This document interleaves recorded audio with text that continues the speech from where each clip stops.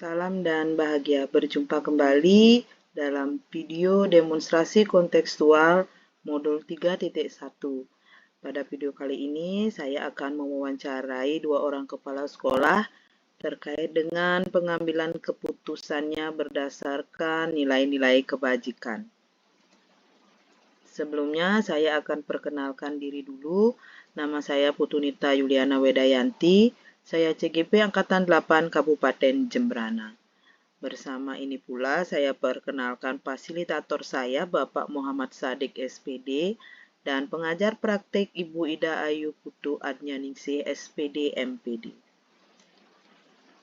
Adapun tujuan pembelajaran khusus pada modul ini adalah CGP dapat melakukan suatu analisis atas penerapan proses pengambilan keputusan berdasarkan pengetahuan yang telah dipelajarinya tentang berbagai paradigma, prinsip, pengambilan dan pengujian keputusan di sekolah asal masing-masing dan di sekolah atau lingkungan lainnya.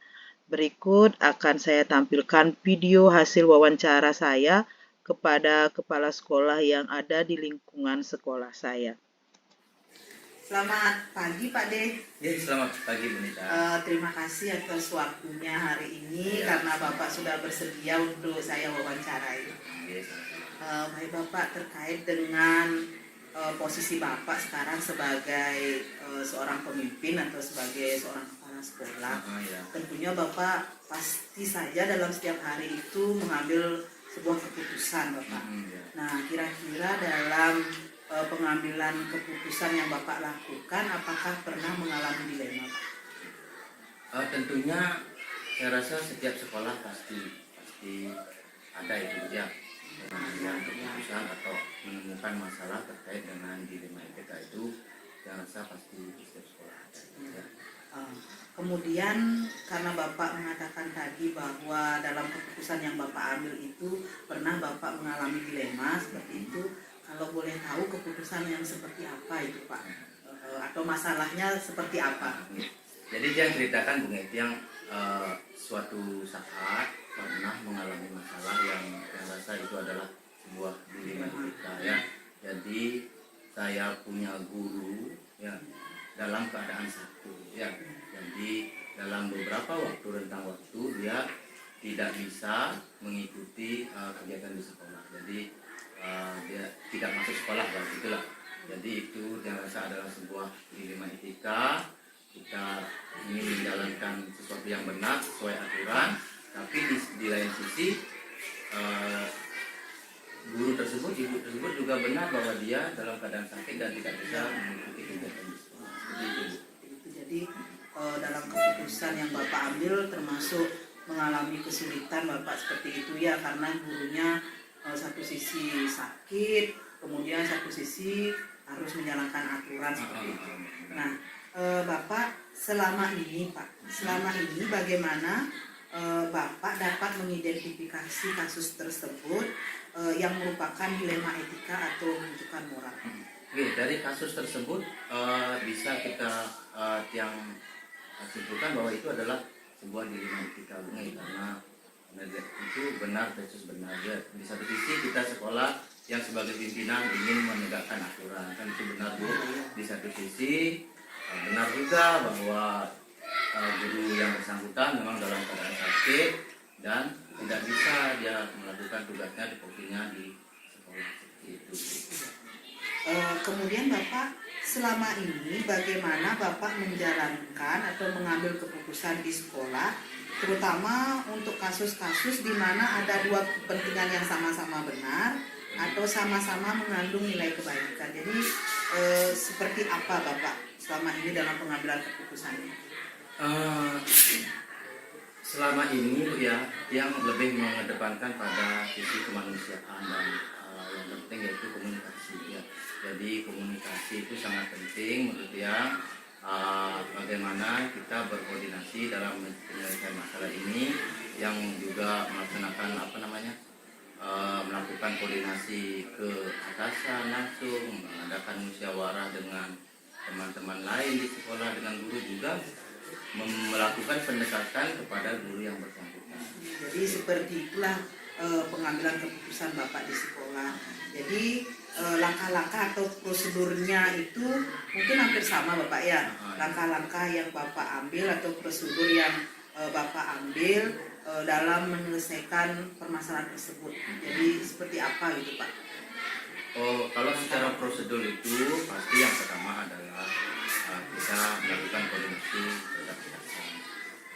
Lalu kita bagaimana pengambilan keputusan itu agar berbasis musyawarah. Kita laksanakan rapat dewan guru, bagaimana mengisi kekosongan jam mengajar di sekolah karena ditinggal guru yang sakit tersebut. Kemudian kita juga melakukan pendekatan kepada guru yang bersangkutan agar proses pengobatannya dia juga tetap berjalan, sedangkan tugas-tugas dia di sekolah dapat kita cover secara musyawarah. Iya, jadi seperti itu. Kemudian hal-hal apa saja yang selama ini Bapak anggap efektif dalam pengambilan keputusan pada kasus-kasus dilema etika? Yang paling efektif menurut dia adalah komunikasi. Ya. Yang terpenting itu adalah komunikasi, koordinasi kita di sekolah dengan teman-teman lainnya dan juga atasan. Jadi apapun masalah yang terjadi, sebisanya kita harus bisa mengkomunikasikannya dengan baik agar koordinasi kita di sekolah kita bisa berjalan dengan baik. Kemudian dalam pengambilan keputusan itu hal-hal apa saja yang merupakan tantangan dalam pengambilan keputusan yang terkait dengan kasus dilema etika? Tentunya tantangannya adalah dalam pengambilan keputusan itu adalah supaya kedua belah pihak tidak ada yang dirugikan. Ya, jadi sesuatu atau keputusan itu diambil biar istilahnya adalah win-win solution. Jadi seperti itu agar kita di sekolah tupoksi tetap berjalan sebagaimana mestinya tanpa mengesampingkan sisi kemanusiaan kita sebagai manusia. Jadi menarik sekali Bapak ya. Kemudian pertanyaan selanjutnya, apakah Bapak memiliki sebuah tata kala atau jadwal tertentu dalam menyelesaikan kasus-kasus dilema etika ini Bapak? Mungkin kalau ketemu kasus apa Bapak langsung selesaikan hari itu atau Bapak buat jadwal-jadwal tertentu? Itu tergantung dari urgensinya ya. Situasi situasional saja. Jadi apabila dia sifatnya urgent seperti itu harus kita selesaikan sekarang, ya kita selesaikan sekarang. Apabila dia sifatnya adalah tidak urgent, kita selesaikan itu dalam rapat bulanan. Kemudian adakah seseorang atau faktor-faktor Pak yang selama ini mempermudah atau membantu Bapak dalam pengambilan keputusan terkait dengan kasus-kasus dilema etika? Ya, tentunya ada Bu ya. Kalau di sekolah saya itu, saya karena kepala sekolah yang sebagai kepala sekolah muslim muda ya, jadi yang sangat membantu itu adalah koordinasi dengan guru-guru senior di sekolah ya. Itu juga yang memiliki kedekatan dengan pimpinan, korwil seperti itu, jadi itu sangat membantu. Jadi dalam pengambilan keputusannya Pak ya. Baik Bapak, kita berada di penghujung pertanyaannya.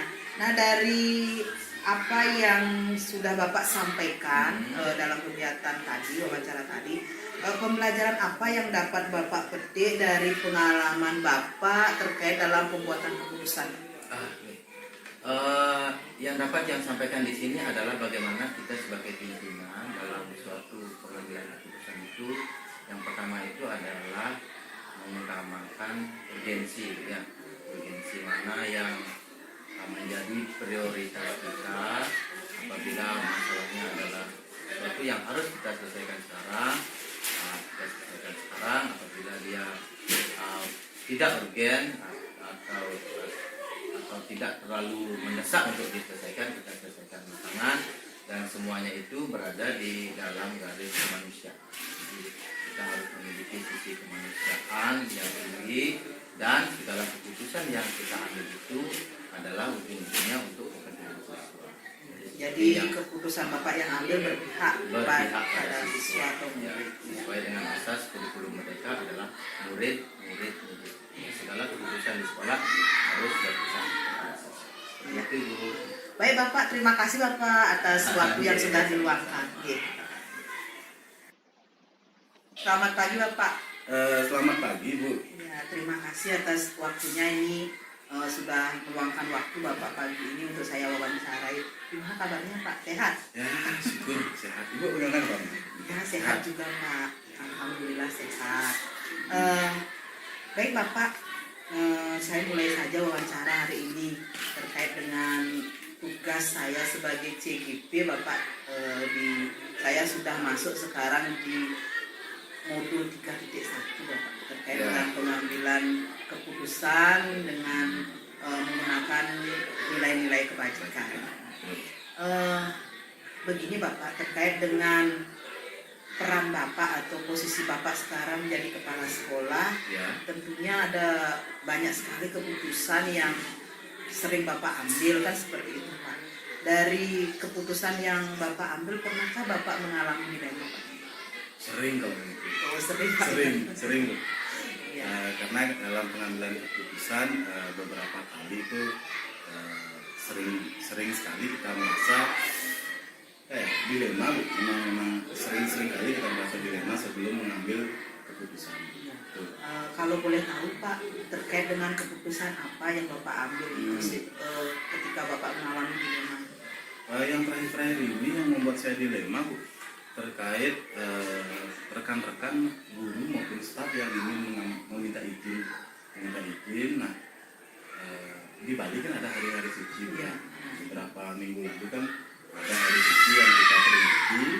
Kemudian beberapa rekan itu memperingati di rumah itu pagi. Nah, sehingga ada 3 guru yang meminta izin di hari itu bersamaan. Kemudian 1 orang staf. Nah, 1 orang staf yang meminta izin ya, sehingga ada 4 orang di sekolah ini yang meminta izin kan keadaan di sekolah itu tidak memungkinkan untuk memberikan izin kepada terutama guru 3 orang guru itu secara bersamaan. Nah itu yang berat akhir-akhir ini saya mengambil keputusan. Jadi seperti itu Pak ya, artinya pengambilan keputusan yang Bapak ambil itu seringkali mengalami dilema kan? Ya sering. Kemudian selama ini bagaimana Bapak dapat mengidentifikasi kasus-kasus tersebut, apakah merupakan dilema etika atau bujukan moral? Kalau saya berpikirnya sederhana Bu, lebih kepada peraturan. Nah kalau situasinya itu melanggar peraturan, saya pasti menempatkan kasus atau permasalahan tersebut sebagai bujukan moral. Kalau sudah melanggar aturan, itu yang saya gunakan sebagai prinsip. Tapi kalau tidak ada aturan yang dilanggar, kemudian ada poin-poin tertentu yang harus terpenuhi, itu merupakan dilema etika. Seperti itu. Jadi menurut Bapak Ya. dari keputusan yang Bapak ambil tadi terkait dengan kasus itu masuk ke dilema etika atau bujukan moral? Nah, begini Bu. Kalau yang kasus yang saya sampaikan tadi, permasalahan yang saya sampaikan tadi itu dilema etika Bu. Karena di satu sisi kan tidak menyalahi aturan kalau guru itu dalam 1 bulan hanya meminta izin sekali. Karena kita punya jatah 3 kali juga. Artinya kita 3 kali boleh meminta izin. Namun itu benar secara aturan guru itu minta izin maupun staf. Namun secara aturan juga selaku pimpinan di sekolah ini saya juga benar tidak memberikan izin secara bersamaan karena ada siswa nanti yang tidak mendapatkan pembelajaran di kelas. Karena kalau yang izin 1 atau 2 orang itu masih bisa teratasi dengan mengganti dengan guru mapelnya. Tapi kalau 3 pasti ada 1 kelas atau 2 kelas yang kosong gitu.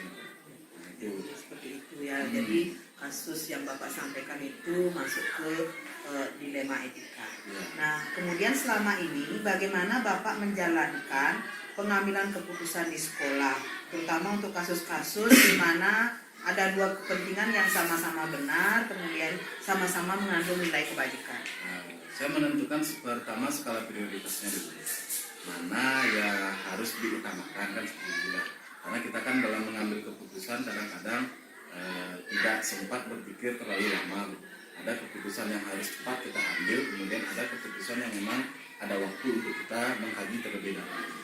Nah, dalam pendidikan guru penggerak kemarin juga kan kebetulan yang di angkatan 3 ada 9 langkah pengambilan keputusan. Hal tersebut bisa kita pedomani, tapi ketika situasinya itu urgent atau harus cepat kita mengambil keputusan, maka 9 langkah tersebut kita pedomani saja. Yang penting prinsip-prinsipnya itu terambil. Misalkan kita harus memikirkan terlebih dahulu di langkah pertama apa saja permasalahan yang terjadi dan siapa yang terlibat, terus menentukan juga tadi yang kita bahas paradigmanya ini benar atau salah seperti itu. Nah, terakhir yang harus kita pikirkan juga itu pilihan alternatif keputusan atau opsi pilihan. Nah, itu biasanya yang saya lakukan. Kemudian hal apa saja yang selama ini Bapak anggap efektif dalam pengambilan keputusan pada kasus-kasus dilema itu?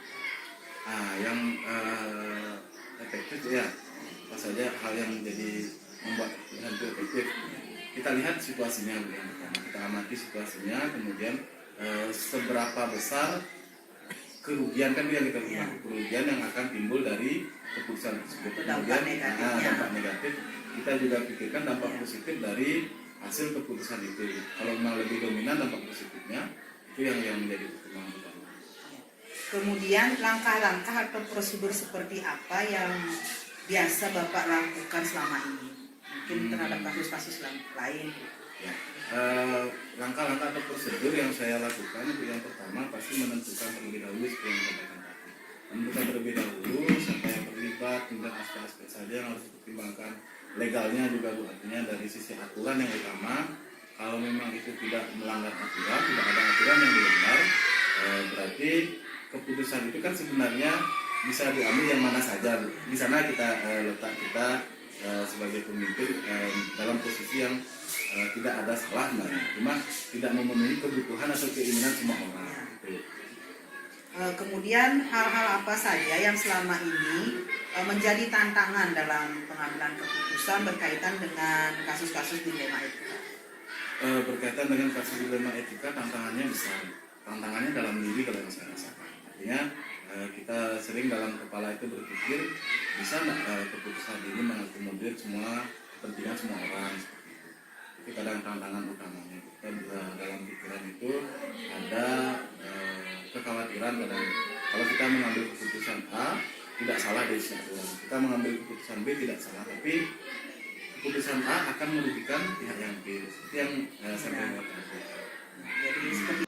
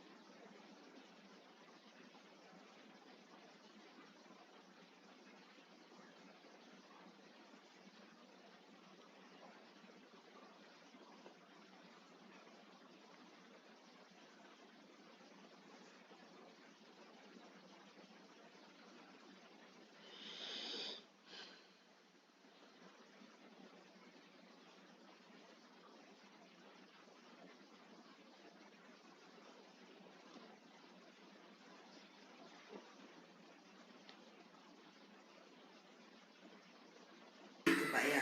Kemudian apakah Bapak memiliki sebuah tata kala atau jadwal-jadwal tertentu dalam menyelesaikan kasus-kasus yang berkaitan dengan dilema etika itu?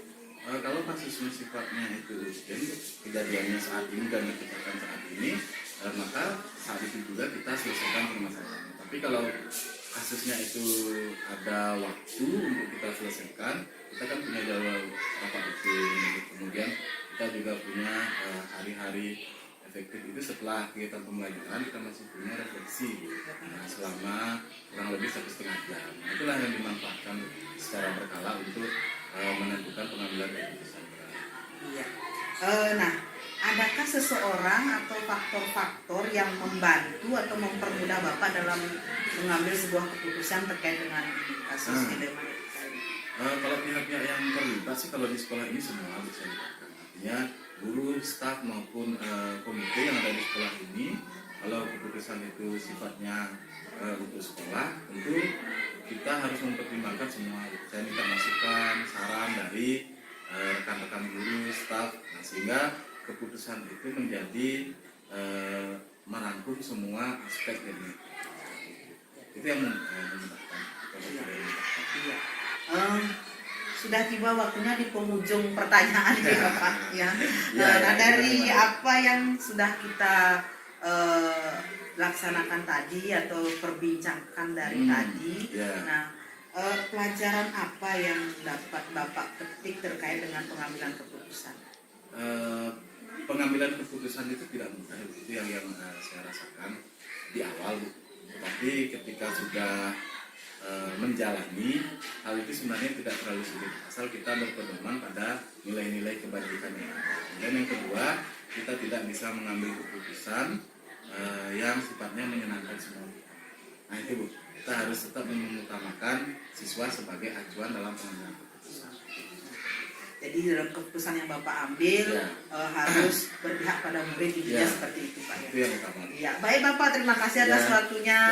Selamat melanjutkan pendidikan. Terima kasih Bapak. Analisis dan refleksi dari kegiatan wawancara tersebut. Hal menarik yang muncul saat wawancara adalah kedua kepala sekolah memiliki cara sendiri untuk menyelesaikan suatu permasalahan, namun tetap berpijak pada nilai-nilai kebajikan. Kedua kepala sekolah tersebut sama-sama mengambil keputusan dengan paradigma rasa keadilan lawan rasa kasihan, dengan prinsip berpikir berbasis rasa peduli.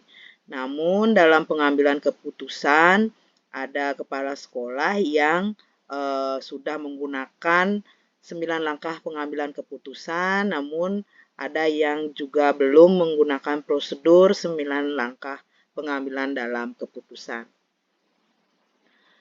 Rencana ke depan harus ada prosedur khusus dalam mengambil keputusan sehingga dapat diukur seberapa efektif hasil pengambilan keputusan tersebut dilihat dari faktor risiko atau dampaknya.